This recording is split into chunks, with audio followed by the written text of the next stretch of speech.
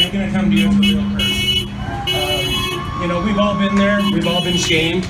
We all don't want to wear the mask, and I mean, I haven't personally worn one at all since all this has begun.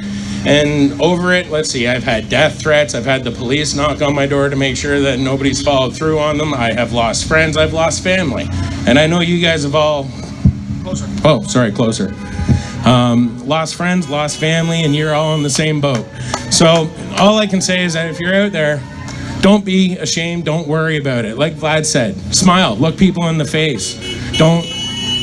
Woo! Listen to that support. Love it. You know, don't let the fear control you, and keep spreading the love, because it's going to happen. We're here. We're at the awakening. Woo! Love it. Love it. And yeah, this little thing, this face diaper. I mean, you want to wear a face diaper, that's your own choice, but to mask those that don't want one, this little device has single-handedly destroyed generations of love, generations of friendship, generations of family. It has destroyed it.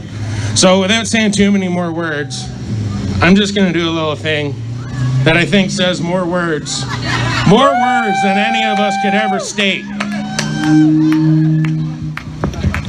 Oh, thank you. Can you hold that for a moment? So, hugs over masks. Freedom is essential. Woo! And burn your fucking mask. Yeah. Good job, Joshua. Woo! Great job, buddy. Thanks. Give me a hug. Thank you. Northumberland, rise up. Guys, reach out if you're in the neighborhood. Support them. Northumberland, rise up. There's many other groups. There's Rise Up Peterborough. There's countless groups. I can't think. All right, and I'm here with Josh Clauston, the speaker that you just saw. Josh, can you just tell us how it felt to get up there and speak in front of a group of people? Well, it was certainly a whole lot different than speaking in front of the small groups in Cobourg, so it was a little nerve-wracking at first, but luckily I got it together and I got to say what I wanted to say in a few words with a little bit of flame and Zippo fluid, so it was quite wonderful. It was nice to see a bunch of like-minded people show up to Oshawa here today, since Toronto seems to be the big focal point, so it was nice to see another half-decent group show up. And I mean, the weather was terrible, but we made the best of it, so it was good. And I saw you in your vehicle driving around, honking your horn, showing support there. How was the support? Would you say how is the support rather in Oshawa today with us here, with the local population? I think there's definitely a 50-50 mix. I mean, the group that's here, we're getting a fair amount of horn honks. There's a few people that are naysayers as they're walking by, muttering some incoherent words, but they're on the other side of the street, and we're not too worried about them. Fair enough, Josh. And what are your thoughts? You know, where is this going? Where do you foresee in the future? In your opinion, is there an end in sight for COVID, or is this something that you think the politicians are gonna drag out? Oh, I have no doubt in my mind that they're going to drag this out and just manipulate it into one thing to the next. I think the whole COVID thing has always been here, and it's here to stay. I mean, in all honesty, I think things are going to get ugly before they get better. That's the way I see it. Unless people start standing up, it's just going to get worse and worse and worse. And I mean, this stand-up that we're doing is only doing a little bit of the job. I think we're going to have to take to the streets and start asking for the police to be on our side when things do get ugly.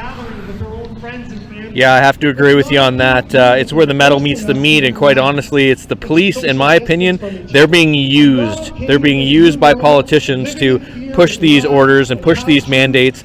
And from what I feel from talking to the police, they don't want to enforce this any more than we want them to enforce it. What has your take been on the response from the police in general? I think the response from the police in any of the assemblies that I've been going to has been nothing but positive from them. They are just there to do their job, and they don't want to have to enforce any of these draconian measures any more than the next one does. What I do find, though, is that a majority of the young police that are out there, they're out there upholding laws that they don't even understand. So, I mean, everybody screams defund the police, but we don't need to defund, we need to restructure. We need to make sure that these officers are going away and they're learning the laws that they're supposed to be upholding, so that when things do get very draconian in the next stage, that they know that what the government is doing is wrong, and they will stand by their oath that they took to protect the people. inhuman, man. Well said, Josh. Thank you very much. Is there anything you would like to add in closing? Don't be ashamed. Smile. When people look at you in public without a mask on, make eye contact. Show them your pearly whites. Let them know you're not afraid and not ashamed. And if somebody really starts giving you any real hassle about the mask, burn it.